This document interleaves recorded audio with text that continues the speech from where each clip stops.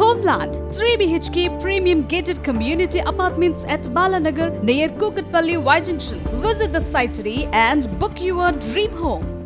Good afternoon. నేను లక్ష్మి. బులెటిన్లో breaking news చూస్తున్నాం. ఏపీలో సంచలనం సృష్టించిన డ్రైవర్ వీధి సుబ్రహ్మణ్యం హత్య కేసులో కీలక పరిణామం చోటు చేసుకుంది. ఎమ్మెల్సీ అనంతబాబుకు తూర్పుగోదావరి జిల్లా కోర్టు గట్టి షాక్ ఇచ్చింది. గతంలో ఆయనకు మంజూరైన బెయిల్ని రద్దు చేస్తూ న్యాయస్థానం నేడు తీర్పిచ్చింది. ఈ కేసులో సాక్షుల్ని బెదిరించారనే ఆరోపణలు రావడంతో ప్రాథమిక ఆధారాల్ని పరిశీలించిన కోర్టు బెయిల్ని రద్దు చేస్తున్నట్టు ప్రకటించింది. ఇప్పటికే సాక్షుల్ని బెదిరించిన కేసులో అనంతబాబు రాజమండ్రి సెంట్రల్ జైల్లో రిమాండ్లో ఉన్నారు. తాజా తీర్పుతో ఆయన ఇప్పట్లో బయటకొచ్చే అవకాశాలు ఇంకా కనిపించడం లేదు.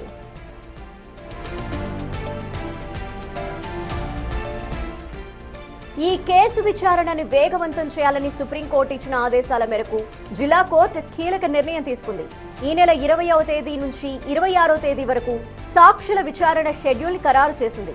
ఈ నెల 20న అనంతబాబుని కోర్టులో ప్రత్యక్షంగా హాజరుపరచాలని పోలీసుల్ని ఆదేశించింది.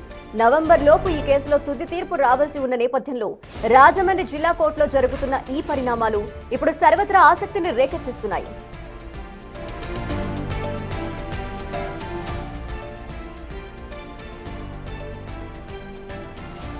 వీధి సుబ్రహ్మణ్యం హత్య కేసులో అనంతబాబు ముద్దాయిగా ఉన్న కేసులో ప్రధానమైన సాక్షులను నలుగురిని పట్టుకెళ్ళిపోయి ఒక అపార్ట్మెంట్లో పెట్టేసి ఒక్కొక్కరికి ₹1,00,000 చొప్పున ఇచ్చేసి అనంతబాబుకు అనుకూలంగా సాక్ష్యం చెప్పిన తర్వాత ఒక్కొక్కళ్ళకి మరొక ₹2,00,000 ఇస్తామని చెప్పేసి వాళ్ళని బెదిరించి భయపెట్టి ప్రలోభాలకు లోనయ్యే విధంగా తప్పనిసరి పరిస్థితిని సృష్టించారు.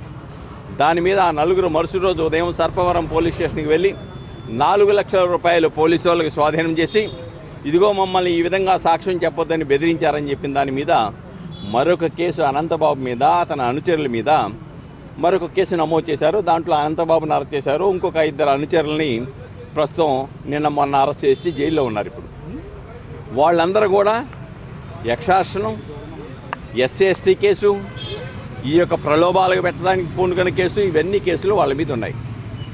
దాని ప్రాతిపదికగా సుప్రీంకోర్టు యొక్క తీర్పును ఉల్లంఘించారు, నిబంధనలు ఉల్లంఘించారు. కాబట్టి అనంతబాబుకి హత్య కేసులో ఇచ్చిన బెయిల్ను రద్దు చేయమని చెప్పేసి పిటిషన్ వేసి ఆధారాలతో సహా న్యాయస్థానంలో వాదించడం జరిగింది.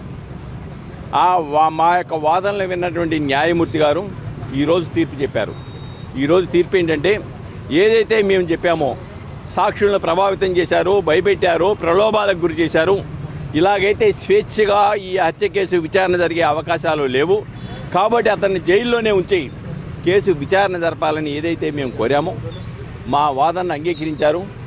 ఆయనకి ఇచ్చినటువంటి మర్డర్ కేసులో, హత్య కేసులో ఇచ్చిన బెయిల్ని రద్దు చేశారు.